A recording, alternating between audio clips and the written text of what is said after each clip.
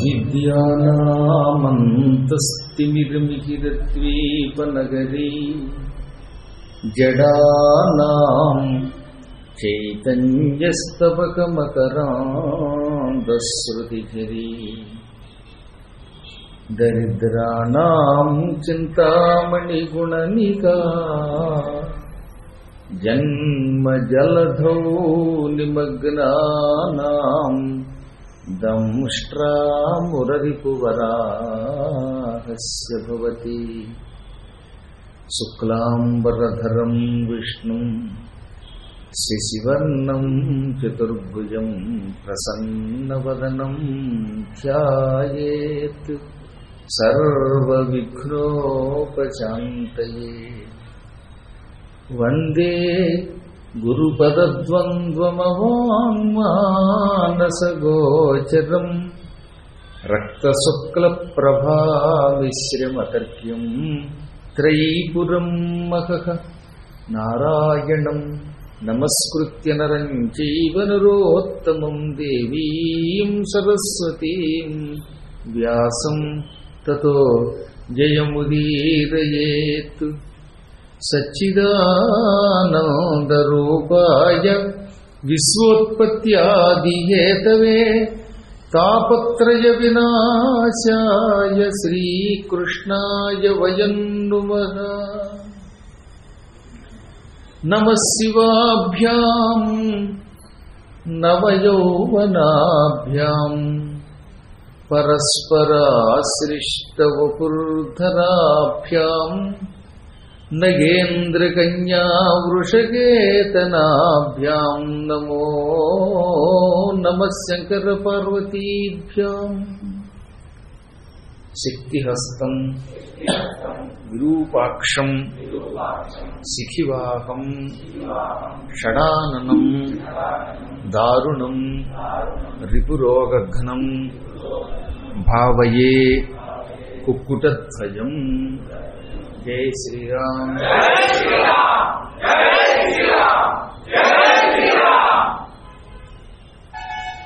పూర్వం తారకాసురుణ్ణి సంహరించడం కోసం రుద్రవీర్య సముద్భవుడై కుమారస్వామి జన్మించాడు. హిమాలయ పర్వతాలలో ఉన్న మందాకినీ తీరంలో ఒక రెల్లుగడ్డి ఉన్నది. దానిని సంస్కృతంలో శరత్తు లేక శరవణము అంటారు. అందులో నుంచి పుట్టాడు గనక కుమారుణ్ణి శరద్వంతుడు లేక శారద్వంతుడు, శరవణ భవుడు అని పిలిచారు. ప్రారంభంలో కృత్తికలు పాలివ్వడం వల్ల సప్త ఋషులలో ఒక వశిష్ఠుడి భార్య అరుంధతి దక్క తక్కిన 6గురిని కృత్తికలు అంటారు. ఈ కృత్తికలు తమ పాలు ఆయనకిచ్చి పెంచారు. 6గురు ఒకేసారి నా పాలు తాగాలంటే నా పాలు తాగాలి అని గట్టిగా కుమారస్వామి దగ్గర పట్టుదల పట్టారు. భక్తి కలిగినటువంటి తల్లులు శిష్యులు భగవంతుడిని అలాగే ప్రార్థిస్తారు. 6గురు అప్పుడే పుట్టిన చంటి పిల్లవాడి దగ్గరకు వచ్చి, ఇదిగో నీకు నేనంటేనే ఎక్కువ ఇష్టం, నా పాలే తాగాలి, నా పాలు తాగితేనే నేను సంతోషిస్తాను, లేకపోతే చచ్చిపోతామని బెదిరించారు. పైగా ఆయన రుద్రవీర్య సముద్భవుడని కుమారుడని మహాత్ముడని వాళ్ళకి ముందే తెలిసింది. ఆయన వల్లే తమకు శాప విముక్తి అవుతుందని తెలుసు. ఆయన తమను ఉద్ధరించడానికి పుట్టాడని తెలుసు కనుకే నా పాలు అంటే నా పాలు, నా పాలు తాగాలంటే నా పాలు తాగాలి అన్నారు. అప్పుడు ఆయన అందరినీ సమానంగా గౌరవిస్తూ అందరినీ అనుగ్రహిస్తాను అని సంకల్పించి 6 ముఖములు ధరించి ఆ 6 ముఖములతో 6గురు తల్లుల పాలు ఒకేసారి తాగాడు. 6గురి తల్లులను అనుగ్రహించడానికి 6 ముఖాలు ధరించిన ఆయన ఆ విధంగా షణ్ముఖుడు అయ్యాడు. ఈ కృత్తికల పాలు తాగడం వల్ల కార్తికేయుడు అయ్యాడు. శివకుమారుడు గనక కుమారుడు అన్నారు, పార్వతీపుత్రుడు గనక ఉమాతనయుడు అన్నారు ఆయన. ఆ తర్వాత ఆ మహానుభావుడు ఇంద్రాది దేవతలను అనుగ్రహించడం కోసం శక్తి అనే ఆయుధం ధరించి క్రౌంచ పర్వత శిఖరాన్ని ఒక్క దెబ్బకి పడగొట్టాడు. పర్వత శిఖరాన్ని ఎన్ని ప్రయత్నాలు చేసినా ఎవరూ విరగొట్టలేకపోయారు అంత పూర్వం. కానీ ఆయన తన దివ్యశక్తితో చేతిలో ఉన్న ఈటితో ఒక దెబ్బ కొట్టగానే ఫట్మనే శబ్దంతో ఆ శకరం విరిగింది. అందుకే క్రౌంచభేది అన్నారు ఆయన. అప్పుడు ఇంద్రుడు ఆయనే తారకాసుర వధ కోసం పుట్టిన శివపుత్రుడిని గ్రహించి దేవతలతో వచ్చి ఆయనకి నమస్కరించి 10 విధాలుగా, ఒక రకం కాదు అనేక విధములుగా, పరిపరి విధములుగా ఆయన్ని స్తుతించి తమ దేవసేనకి ఆయనని శానాని చేసుకున్నాడు. శానాని అనే శబ్దం ఈకారాంత పుల్లింగ శబ్దం. ఈకారాంత పుల్లింగ శబ్దాలు అరుదుగా ఉంటాయి, ఊకారాంత పుల్లింగ శబ్దాలు, ఈకారాంత శబ్దాలు అరుదుగా ఉంటాయి. అటువంటి అరుదైన శబ్దం శానానీ శబ్దం అన్నమాట. అందుకే ఆయన శానానీ వల్లభుడు అన్నారే తప్ప మామూలుగా అనకూడదు. ఈకారాంత పుల్లింగ శబ్దం కాబట్టి సమాసం చేసేటప్పుడు శానానీ వచనములు, శానానీ వాక్కులు అనాలి. ఆ తర్వాత ఆయన దేవతలతో కలిసి తారకాసురుడి మీదకి దండయాత్రకు వెళ్ళాడు. అక్కడ తారకాసురుడి సైన్యం దేవతల సైన్యం తలపడుతూ ఉంటే కుమారుడు చిరునవ్వు నవ్వుతూ శ్రీమన్నారాయణ, ఇందులో మనవాళ్ళెవరు పరాయి వాళ్ళెవరు అని అడిగాట. ఓ పక్కన ఇంద్రుడు, ఆ ఇంద్రుడు వెనుక ఉన్న సైనికులు దేవతలు, మరో పక్కన తారకుడు, వాడు దానవేంద్రుడు, ఈయన దేవేంద్రుడు, ఆయన దానవేంద్రుడు. వాళ్ళ సైనికులు వీళ్ళ సైనికులు కొట్టుకు తెచ్చిపోతున్నారు. ఈయన సేనాపతి దేవతల తరపున వచ్చాడు. ఆ సమయంలో విజృంభించి దేవతల్ని దానవులు చితకొడుతూ ఉంటే ఏమెరగనట్టుగా శ్రీమన్నారాయణుడు ఆ పక్కనుంటే ఆయన పిలిచి, ఇందులో మనవాళ్ళెవరు పరాయి వాళ్ళెవరు, నా కంటికి అందరూ ఒకే రకంగా కనపడుతున్నారు, ఎవరు చూసినా వాళ్ళంతా శివసంతానంలాగే కనపడుతున్నారు, ఇందులో ఎవరికి సాయం చేయాలి, ఎవరిని కొట్టాలన్నట్టు. ఎంత కొంటితనం అండి ఇది. ఇంద్రుడు వచ్చి కాళ్ళు పట్టుకుని నువ్వే మా సేనాధిపతి అన్నాడా? ఆయన వెంట వచ్చాడా? తీరా వచ్చిన తర్వాత యుద్ధంలో కొట్టుకుంటుంటే ఎవరు మనవాళ్ళు ఎవరు పరాయవాడో తెలియదు అంటాడేమిటి అంటే, అంత పూర్వం ఇంద్రుడు ఈ కుమారస్వామి చూస్తే చిన్న కుర్రాడు బాలుడు, వీడు మాకు సేనాపతి అయ్యి దేవతల్ని రక్షించగలడా, దానవులను వధించగలడా, శివుడేమో ఈయనే మాకు సేనాపతి అంటాడు అని కొంచెం అనుమానించాట. ఎవరైనా తమ దేవతని తమ దైవాన్ని అనుమానిస్తే అప్పుడు భగవంతుడు ఒక్క క్షణకాలం చావు దెబ్బలు తిన్నిస్తాడు, 2 ముట్టికాయలు పండిస్తాడు, పడిన తర్వాత రక్షిస్తాడు. రామాయణంలో ఇదే చెప్పారు మీకు. సుగ్రీవుడు రావణ్ణి వారి మహాబలవంతుడు దుందుభిని చంపాడు, మాయావిని చంపాడు, 7 మద్ది చెట్లు పడగొట్టాడు, నువ్వు వీరుడు అనుకో కానీ ఇన్ని పనులు చేయగలవా అని అనుమానిస్తే మొదటిసారి చావు దెబ్బలు దండిచ్చాడు. లేకపోతే రామచంద్రుడికి ఎవడు సుగ్రీవుడు ఎవడు వాళ్ళు తెలియదు, ఇద్దరు ఒకే రకంగా ఉంటే మాత్రం ఆయనకి ఆ మాత్రం అమాయకుడు రాముడు అంటే, అఖిలాండ కోటి బ్రహ్మాండ నాయకుడు. సెకండ్ టైం వెళ్ళని మెడలో దండ వేయించాడు. అనుమానించినందుకు 4 మట్టికాయలు ఢుముకు ఢుముకు అని వారి చేతిలో పడేలా చేశాడు. కాబట్టి రేపటి నుంచి మీకు ఎవరికైనా మట్టికాయలు పడాలనుంటే మా దేవుణ్ణి మా గురువు గారిని అనుమానిస్తామని అనుకోండి. వద్దండి బాబు మేము మట్టికాయలు పడలేం అనుకుంటే నిజమైన భక్తి ఉండాలి. గాఢ భక్తి ఉంటే పరమాత్మ తక్షణం అనుగ్రహిస్తాడు. కుమారుడు ఇలా అంటూ ఉండేలోపే దేవతల్ని చితక్కొట్టి వారేశారు దానవులు. అందులో తారకాసురుడి దెబ్బకి ఇంద్రుడి ఐరావతం చతికిల పడిందిట. వాడి చేతిలో ఒక ఆయుధం ఉంది, ఆయుధంతో ఐరావతాన్ని ఒక్క దెబ్బ కొట్టగానే అంత పెద్ద ఐరావతం ఇంద్రుడి ఏనుగు, 4 దంతములు కలిగిన ఏనుగు, తెల్లని ఏనుగు, ఆ వెల్ల ఏనుగు వెల్లకిలా పడిపోయింది. ఇంద్రుడు కూలబడ్డాడు. ఇంద్రుడి చేతిలో వజ్రాయుధం లక్కుని మళ్లీ బాగుతున్నట్ట. ఈలోపు వీరభద్రుడు అడ్డెడితే వీరభద్రుడిది అన్నాడు వాడు, ఎందుకంటే వాడికి ఎవరి చేతిలో చావులేదు. అప్పుడు విష్ణు అన్నాడు, స్వామి నువ్వు త్వరపడకపోతే ఇప్పటికే ఇంద్రుడికి ఒళ్ళంతా నొప్పులు వచ్చాయి, ఒళ్ళంతా కట్లు కట్టాల్సి వస్తుంది. అందులో గవర్నమెంట్ హాస్పిటల్కి వెడితే అదొక బాధ, ప్రైవేట్ ఆసుపత్రికి వెళ్తే మొత్తం క్షవరం అయిపోతుంది, స్వర్గరాజ్యంతో కొట్టేస్తారు వాళ్ళు. బిల్లే తప్ప జేబుకి చిల్లే తప్ప ఆరోగ్యంగా ఇంటికాడు ఈ కార్పొరేట్ హాస్పిటల్కి వెడితే. అందువల్ల తొందరగా రక్షించు, మనం దేవతలకి సాయం చేయడానికి వచ్చాం, ఏదో యుద్ధం జరుగుతుంటే చూద్దామని వచ్చాం తప్ప నేను యుద్ధంలో పాల్గొనడానికి రాలేదు. నువ్వు శివపుత్రుడివి, నీ చేతుల్లోనే తారకాసురుడికి మరణం ఉన్నది, అందుకే నిన్ను బతిమాలుకుని బామాలుకుని ఇంద్రాది దేవతలు నిన్ను తమ సేనానిగా చేసుకుని ఇక్కడికి తీసుకొచ్చారు, సేనాని తొందరగా వెళ్ళు అనగా, ఓహో దేవతలకు సాయం చేయాలా, అయితే ఇప్పుడు ఈ రాక్షసులతో యుద్ధం చేయాలన్నమాట అని చిరునవ్వు నవ్వుతూ ఇంద్రుడు వీరభద్రుడు కింద పడిపోయి ఉంటే వాళ్ళని లేపి వజ్రాయుధం తిరిగి ఇంద్రుడికి ఇచ్చి తారకాసురుడు 2 చేతులతో కూర్చుని దూరంగా విసిరి అవతల పారేశాడు. కుమారస్వామి చూస్తే చక్కగా బుజ్జిగా అందంగా ఉన్నాడు. పెద్ద శరీరంతో పుట్టలేదు ఆయన. 8 ఏళ్ల బాలుడిలో నటించేట ఆ యుద్ధ సమయంలో.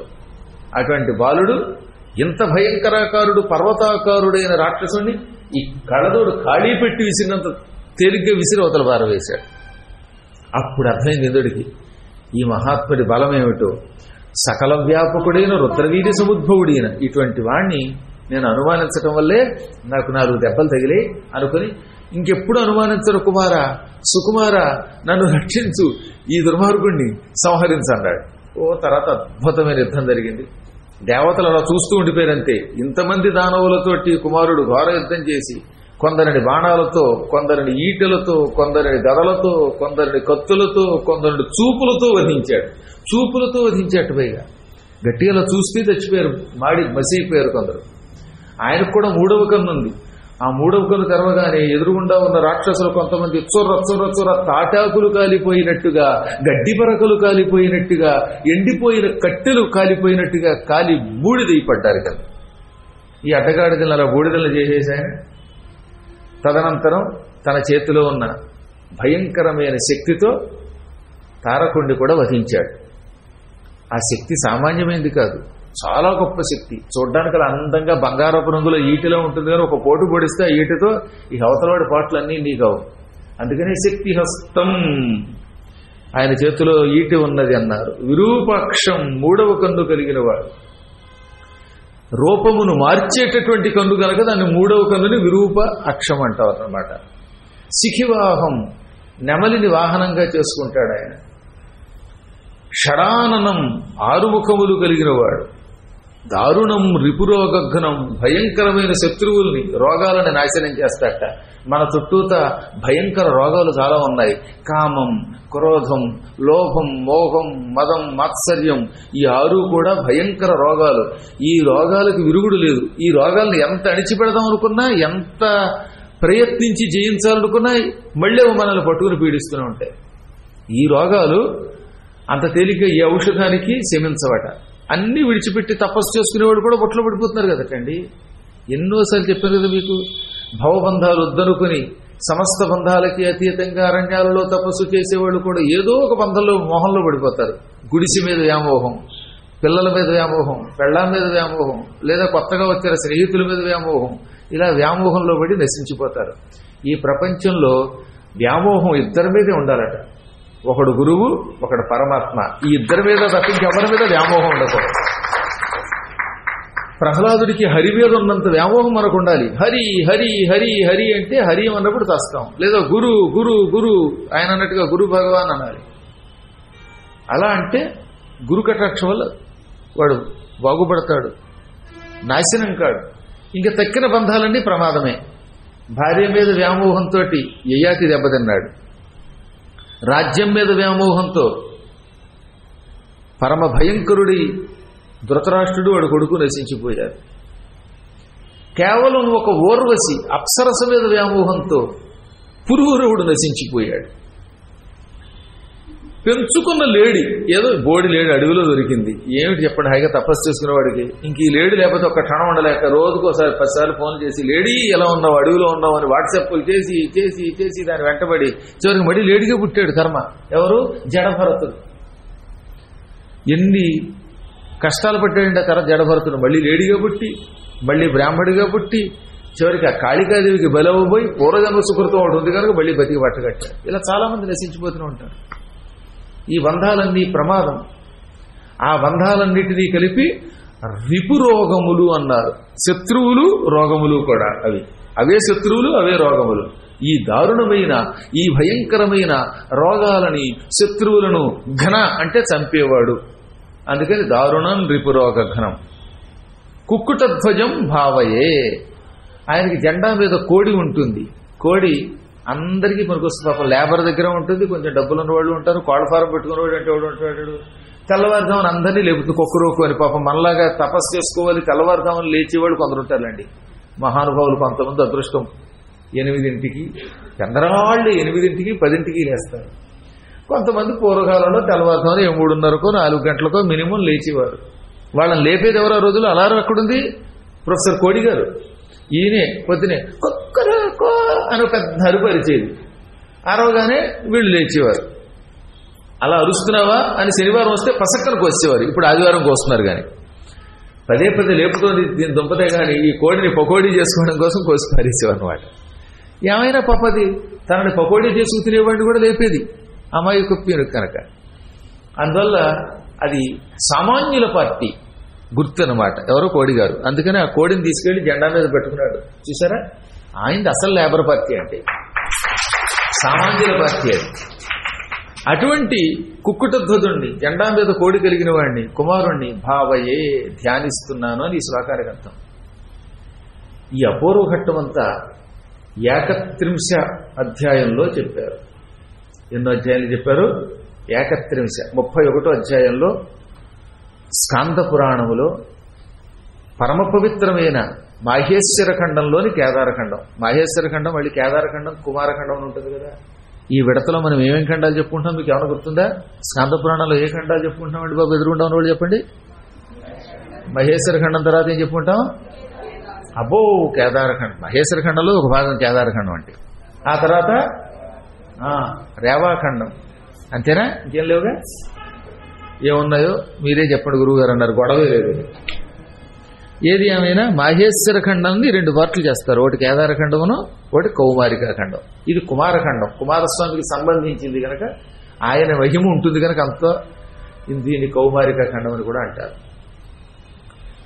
అందులో భాగంగా కుమారస్వామి వారు దుష్ట శిక్షణ చేసి లోకాన్ని అనుగ్రహించాడు.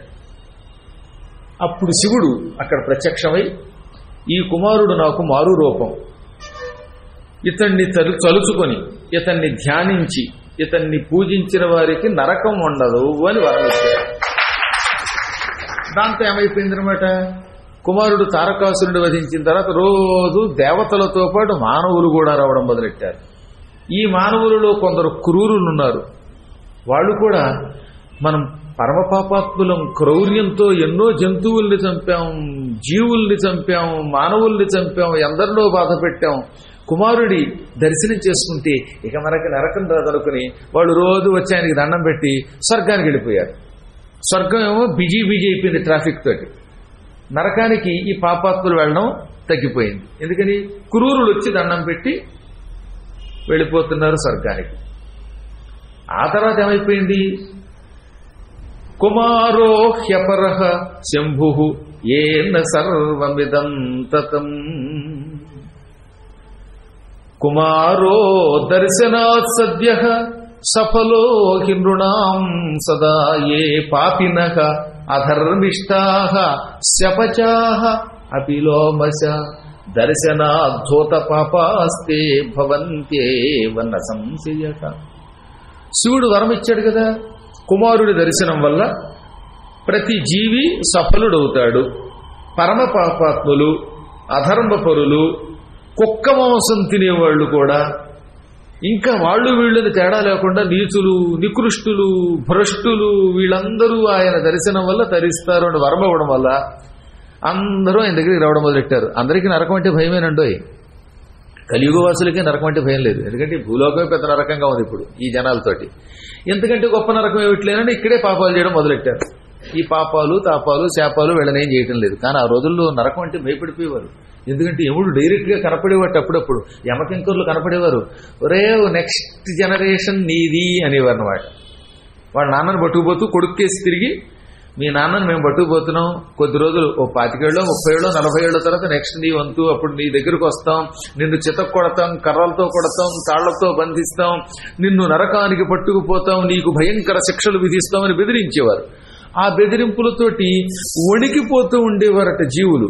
ఇలా వణికిపోయే పాపాత్ములు, అధర్మపరులు అయినటువంటి వాళ్ళందరూ శివుడు కుమారస్వామి దర్శనముతో తరిస్తారని వరం ఇవ్వడం వల్ల ఆయన దగ్గరకు వచ్చేశారు.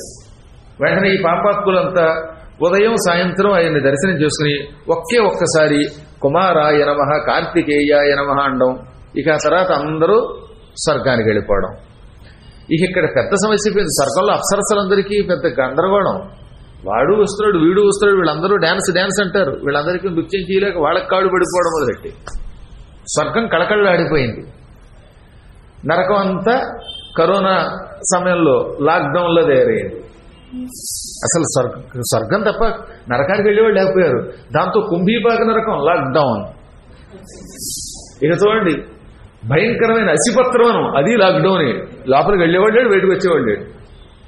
యమకింకర్లు పెద్ద చింత బరికలు లాంటి జుట్టు వాళ్ళది. ఆ బరికి జుట్టుని ఇలా కోక్కుంటూ ఏం చేద్దాం అనుకోవడం మొదలెట్టారు. ఆయుధాలు పక్కన పెట్టారు. వాళ్ళ జీవితంలో ఆయుధాలు పక్కన పెట్టింది అదేట. లాక్డౌన్ పెండౌన్ లాగా ఆయుధాలు డౌన్ అయిపోయింది. ఇక తర్వాత వాళ్ళు వీళ్ళని కదూ, చివరికి శపచులు కుక్క మాంసం తినేటటువంటి చండాలురు కూడా ఆయన దర్శనం చేసుకుని ధరించిపోతున్నారు. ఇలా భూలోకంలో 100 ఏళ్లు గడిచింది తారకాసుర వధానంతరం.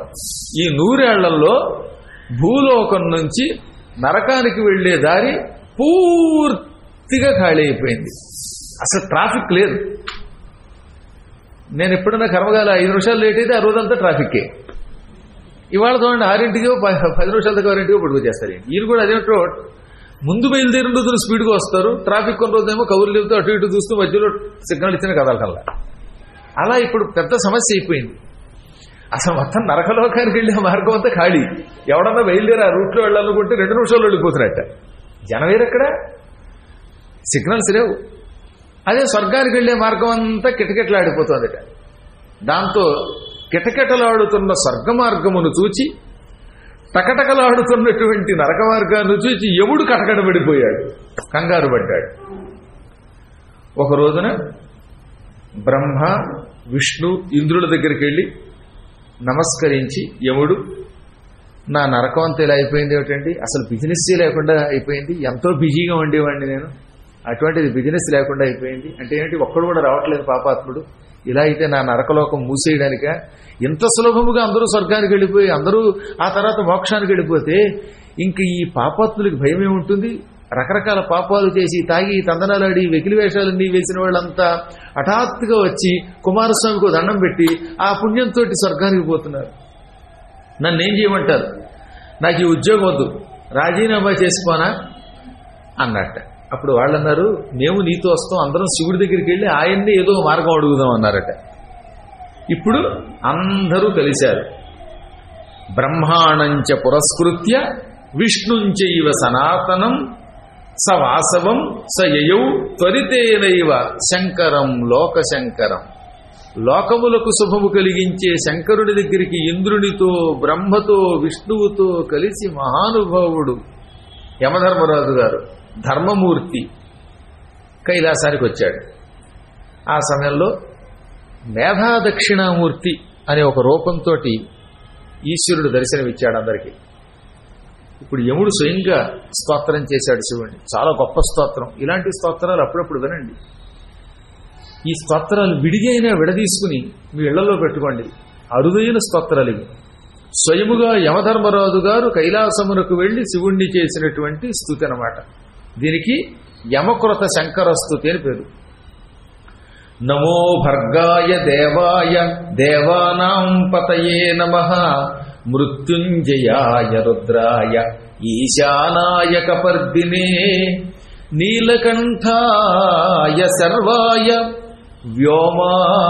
వ్యోమావయవరూపిణే వ్యోమ అవయవరూపిణే కాలాయ కాలనాథాయ కాలరూపాయ వై నమో నమః. యమేన స్తూయమానో హి ఉవాచ ప్రభురీశ్వరః కిమర్థమాగతోసి త్వం తత్సర్వం కథయస్సనః. ప్రభు భర్గా నీకు నమస్కారం, దేవతలందరికీ వల్లభుడివి అటువంటి నీకు నమస్కారం, దేవుడికి నీకు నమస్కారం, మృత్యువుని జయించిన రుద్రునికి నమస్కారం, ఈశ్వరుడికి కపర్దికి నమస్కారం, నీలకంఠ ఈశాన నీకు నమస్కారం, ఆకాశమే నీ అవయవం ఒక జుట్టుగా మారింది అటువంటి నీకు నమస్కారం, కాలుడివి నువ్వే, యమధర్మరాజుకి సాయం చేసే మృత్యుదేవతని కాలుడు అంటారు, ఆ కాలుడివి నీవే, కాలుడికి అధిష్టాన దేవత అయిన కాలనాథుడివి నీవే, కాలస్వరూపుడివి నీవు, అటువంటి నీకు నమస్కారం అని యముడు భక్తితో శ్రద్ధతో ఈశ్వరుణ్ణి స్తుతించగా ఆయన చిరునవ్వు నవ్వుతూ, హఠాత్తుగా ఎక్కడికి వచ్చావు, కారణం ఏమిటి ఆయన అని అడిగాడు. నీవే కారణం స్వామి, ఇంక వేరే కారణం ఏముంది, నీ ఆజ్ఞని ఎవరూ ఉల్లంఘించలేరు, మార్కండేయుడిని చంపడానికి వెళితే ఎడంకాలతో తండ్రి ఇప్పటి వరకు నా మడమంతా వెడికింది, ఎన్ని మందులు వేసినా తగ్గడం లేదు, అడ్లిపోతున్నాను నువ్వంటే. అయ్యిందేదో అయ్యిందనుకుని పాపాత్ముల్ని వెళ్ళి యథాప్రకారంగా నేను మృత్యుదేవత వెళ్ళి సంహరిస్తున్నాం. ఈ మధ్యకాలంలో నువ్వు కుమారస్వామికి వరం ఇచ్చావు, కుమారుడి దర్శనం వల్ల అందరూ తరించాలి అని. నువ్వు వరం ఇవ్వడం వల్ల, కుమార దర్శనంతో అందరూ తరించేటట్టుగా వరం ఇవ్వడం వల్ల పరమ పాపాత్ములు, నీచులు, శపచులు ఆయనని చూచి పాప విముక్తులై తక్షణం స్వర్గానికి వెళ్ళిపోతున్నారు. నా లోకం అంతా మూసు కూర్చున్నాను నేను. ఇప్పుడు నన్ను ఏం చేయమంటావు? నా లోకాన్నైనా మూసే, నన్ను కూడా కైలాసానికి తీసుకొచ్చి ఈ నందీశ్వరాదుల పక్కన కూర్చోబెట్టు, లేదా నా లోకానికి ఎవరైనా వచ్చేందుకు వీలుగా ఏదైనా మార్గం చెప్పన్నాడు. మాకు దగ్గరలో ప్రణవపీఠానికి దగ్గరలో ఓ శ్మశానం ఉంది. కాటికాపురు ఒకడు ఉన్నాడు. దానికి పాపం కాటికాపురు కూడా పాడుకుంటారు తెలుసు మీకు. శ్మశానం కూడా పాటేసమా, దానికి కూడా వాళ్ళు ట్యాక్స్ కడతారు గవర్నమెంట్. పంచాయతీలకి డబ్బు కట్టి ఈ శ్మశానం పాడుకుంటారు. ఆ శ్మశానానికి వచ్చి వాళ్ళ దగ్గర సుంకం వసూలు చేస్తారు కనుక వాళ్ళకి ఆదాయం వస్తుంది. ఈ కాటికాపురం ఒక రోజు పొద్దున్నే వచ్చి నాకు నమస్కరించి, గురువు గారు నన్ను దీవించండి, నా ఉద్యోగం 3 పువ్వులు 6 కాయలుగా ఉండేటట్టుగా దీవించండి అన్నాడు. ఇప్పుడు నన్ను ఏం చేయమంటారు చెప్పండి? మిమ్మల్ని అందరినీ దీవించినట్టుగా ఆయన కూడా దీవించాలంటే అర్థం ఏమిటనమాట? మన వాళ్ళందరూ టుప్పు లేచిపోవాలి. రోజు కనీసం ఒక 10 మంది అన్నా మా ఏరియాకి రాకపోతే నేను పాడుకున్నానండి వాళ్ళు డబ్బులు పెట్టి లాస్ అయిపోతానండి అన్నాడు. అయ్యా ఇది సమస్య. కాబట్టి కొన్ని ఇబ్బందులు ఉంటాయి. ఓసారి ఒక ఆయన ఏం చేశాడు, మా నాన్నగారు మరణించినప్పుడు మా తమ్ముడు తిన్నగా ఉండక నా తర్వాత రత్నాకర్ గారు ఎంత అవుతుందండి మొత్తం 11 రోజులకి అంటే 6 రోజుల్లో 2001 మాఘబహుళ పంచమి శివరాత్రి నాడు ధర్మోదకాలు. ఈ కార్యక్రమం వేరు, 11 రోజుల కార్యక్రమం వేరు. ఈ కార్యక్రమానికి స్పెషల్ అది వేరే అనుకోండి. 11 రోజుల కార్యక్రమానికి కలిపి 6 రోజుల్లో 50,000 అడిగాడు. 2001లో 50,000 అంటే మా వాడు ఒక్క 10,000 తగ్గించకూడదా అంటే నెక్స్ట్ టైం తగ్గిస్తానన్నాడు. అందుకని నోరు మూసుకుని ఎప్పుడు బేరవాడకండి, గుర్తుపెట్టుకోండి. మళ్ళీ రివేట్ ఇస్తారంట నెక్స్ట్ టైం. కొన్ని వ్యవహారాల్లో మనం వేలెట్టకూడదు. అందుకని ఇప్పుడు యమధర్మరాజు గారేమో నాకేమో జనాలు తగ్గిపోయారంటే అర్థం ఏంటి? పాపాత్ములు పెరిగిపోవాలి. ఎలాగా అనగానే అప్పుడు ఆయన చిరునవ్వు నవ్వి, నాయన ఈ చరాచర జగత్తంతా ధర్మం మీద ఆధారపడి ఉంది. ధర్మరాజా, ధర్మమే సృష్టికి మూల కారణమని నీకు కూడా తెలుసు. ఏషాం త్వంతగతం పాపం జనానాం పాపకర్మణాం విశుద్ధ భావో భో ధర్మ తేషాం మనసి వర్తతే. పాపం ఎంత చేసినా ధర్మం ఒక్కసారి అవలంబించినంత మాత్రం చేత ఈ ధర్మం పాపకర్మల్ని భస్మం చేస్తుంది. ధర్మం మనస్సులో లేనివాడు ఎన్ని మంచి పనులు చేసినా వాటికి పుణ్యఫలం లభించదు.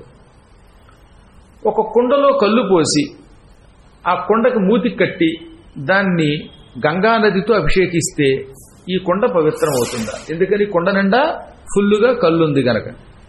ఓ మధ్య భాండాను శేషాన్ని పట్టుకొచ్చి దాంట్లో ఉన్న కళ్ళు తీయకుండా, ఆ సారా బయటికి పోయకుండా దానికి గంగానదితో అభిషేకం చేస్తే, నర్మదా జలములతో అభిషేకం చేస్తే అది పవిత్రమేలా అవుతుంది? అవదు. ఎందుకని? దాని లోపల ఉన్నదే సుర గనక. సురాభాండమివాపగాహ, సమస్త నదీ నద జలములతో అభిషేకించినప్పటికీ కల్లుకొండయే, దానిని ఎవ్వడు బాగు చేయలేదు. ఆ కల్లుకొండ శుభ్రం చేయాలంటే ముందు ఆ కళ్ళు అవతల పారబోయాలి. అప్పుడు ఆ కొండ లోపల శుభ్రంగా కడిగి అప్పుడు గంగాజలం పోస్తే అది శుద్ధి అవుతుంది. అలాగే మనిషిలో పవిత్రత లేనంతకాలం, ధర్మం లేనంతకాలం వాడు ఎన్ని పుణ్యకార్యాలు చేసినా వాడికి ఉపయోగం లేదు. ప్రస్తుతం కొత్త బెచ్చగాడు పొద్దెరగడన్నట్టుగా మన వాళ్ళు నా వరాన్ని సద్వినియోగం చేసుకుంటున్నారు. నేను వరం ఇచ్చిన విషయం మీద వీళ్ళకి నమ్మకం ఉన్నది.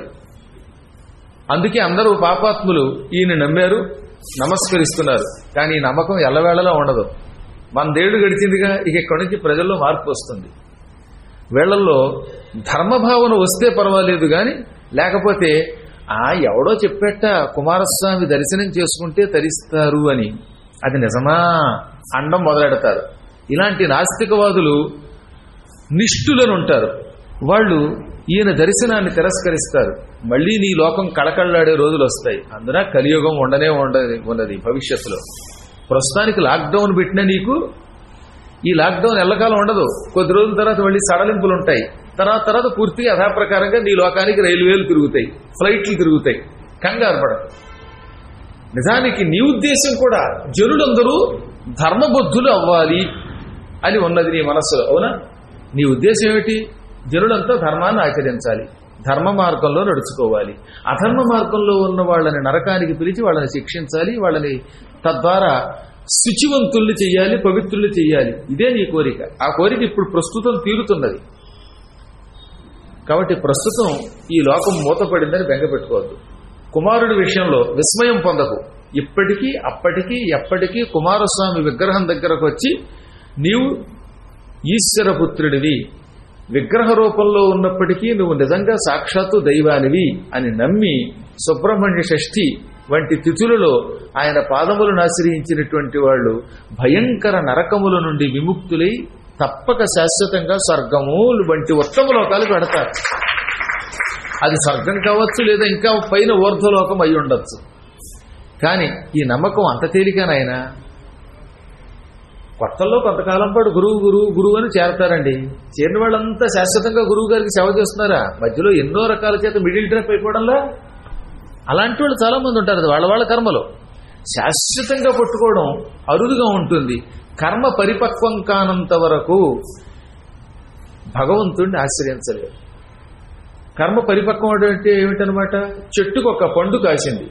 ఆ పండుని బలాత్కారంగా కోసి గదిలో పెట్టి పొగపెట్టి కెమికల్స్ వెళ్ళి ఇప్పుడు మనకి పండుకిని తయారు చేస్తారు. వేసవకాలంలో మామిడికాయలు వస్తున్నాయి. అవన్నీ రుచిగా ఎందుకు ఉండడం లేదు? ఆ మామిడి పళ్ళు తింటే నాలుకంతా పుండు అయిపోతుంది, మాట్లాడలేకపోతున్నాం, రుచి ఉండడం లేదు, గొంతుకు పడుతోంది. కారణం ఏమిటంటే అవి చెట్టుకి తమంత తాము పండిన పండ్లు కావు. పండకుండానే పచ్చికాయలు తీసుకొచ్చి గదుల్లో వేసి కొందరు కెమికల్స్ చల్లి వాటిని పళ్ళు కింద మారుస్తున్నారు. అందుకే యాపిల్ ఒక కలర్తో ఉంటుంది. అరటిపండు చూడండి, ఇంతంత పొతకల్లా తయారవుతుంది. ఇంతంత పొతకల్లాంటి పళ్ళు చెట్లకు కాస్తాయా? అన్ని కృత్రిమం. వాటిని పండడానికి వాటి మీద రకరకాల మందులు చల్లుతున్నారు. ఒకవేళ కొందరు మందులు చల్లకపోయినా ఈ కాయలు బలాత్కారంగా గదిలో పెట్టి పొగ పెడతారు. ఆ పొగకు కూడా ఇవి పండిపోతాయి. అవి రుచిగా ఉండవు. అందువల్ల బలవంతముగా పండించిన పండుకి చెట్టుకి తనంత తాను పండిన పండుకి చాలా తేడా ఉంటుంది. చెట్టుకి పండు బాగా పండిన తర్వాత తనంత తాను పండితే అవుతున్న రాలిపోతుంది. ఆ రాలిన పండు ఎంత బాగుంటుందండి. అవి రాలిన పళ్ళు, ఇవి రాలుగాయలు. అందుకే రాలుగాయ వేరు, రాలు పండు వేరు. అలాగే భగవంతుడి దగ్గరికి గురువు దగ్గరికి చేరేవాళ్ళు రెండు రకాలు. వాళ్ళు రాలుగాయలు, రాలు పండులు. పరిపక్వం అంటే బాగా చెట్టుకి తనంత తాను ముగ్గి ఊడిపోవడం అనమాట. అలా ఊడిన పండు రుచి. అలాగే గురువుల దగ్గరికి అన్ని కోరికలు విడిచిపెట్టి సమస్తం గురువేననుకుని సమస్తము మా గురువు, ఆయన నన్ను దైవం దగ్గరికి పంపిస్తాడనే నమ్మకంతో వచ్చే వాళ్ళంతా పరిపక్వమైన వాళ్ళు, కర్మ పరిపక్వమైన వాళ్ళు. అటువంటి వాళ్ళు ఆయన దగ్గరికి చేరితే ఆయన ఎలా చెబితే అలా నడుచుకుంటారు. నడుచుకుని ఈ జన్మలో ముక్తి పొందుతారు. ఇక రెండవ కేటగిరీ ఉంటారు. అంటే వాళ్ళు పరిపక్వం కాకుండానే కర్మ చేరతారు. ఎలా చేరతారు? కాయలు తమంత తాము ఏ కారణం చేతనో రాలిపోవడం వల్ల, కాయలు కొన్ని పుచ్చు పట్టడం వల్ల, కష్టం వల్ల రాలిపోతాయి. ఏదో కారణం చేత రాలుతాయి, పండు పండకుండానే. అటువంటి వాటిలో కొన్ని కుళ్ళిపోతాయి, కొన్ని కాయలు మాత్రం కొంచెం పండుతాయి. రాలిన కాయలు కూడా పండుతాయి. కానీ వాటికి తమంత తాము పండిన పండ్ల యొక్క రుచి రాదు. దానికి ఉదాహరణ చెప్పారు. జ్ఞానముతో అన్నీ విడిచిపెట్టి గురువు దగ్గర చేరిన వాళ్ళు పరిపక్వ ఫలాలైతే, పరిపక్వం కాని ఫలాలు ఎటువంటి వాళ్ళు అంటే ఆర్తులు. కష్టాలు వచ్చినప్పుడు ఏదో కారణం వల్ల అనమాట, ఆస్తి పోయినప్పుడు లేక ఎవరైనా పోయినప్పుడు ఆ బాధ తట్టుకోలేక ఎవరిని ఆశ్రయిద్దామని ఏదో గురువు దగ్గర ఒక భగవంతుడి దగ్గర చేరతారు. ఈ ఆర్తి ఎల్లవేళలో ఉండదు కదండి. ఒక ఆయనకి కొడుకు పోయాడు, ఆ కొడుకు పోయిన బాధతో వస్తాడు. ఈ బాధ ఓ ఏడాదో రెండేళ్ళు అయ్యాక తగ్గుతుంది కొంచెం కొంచెం. ఆ తగ్గిన తర్వాత ఏమవుతున్నట్టు మళ్ళీ మొదలైపోతాడు. పాత వాసనలన్నీ పట్టుకుంటాయి. అప్పుడు ఈ భక్తి తగ్గుతుంది, ఏదో పిచ్చి పట్టుకుంటుంది. ఇటువంటి వాళ్ళు అనమాట అపరిపక్వ కర్మలు కలిగినటువంటి వాళ్ళు. లేదా ఒక్కొక్కడికి కొంప పోయింది, ఇల్లు పోయింది, ఆస్తి పోయింది, నాస్తి అయ్యింది, ఎవడో శాస్తి చేశాడు. ఈ బాధ తట్టుకోలేక అయ్యో ఇంక నాకేం వద్దని వైరాగ్యంతో, తాత్కాలిక వైరాగ్యంతో, ఆస్తి పోయినటువంటి వైరాగ్యంతో గురువులను ఆశ్రయిస్తారు.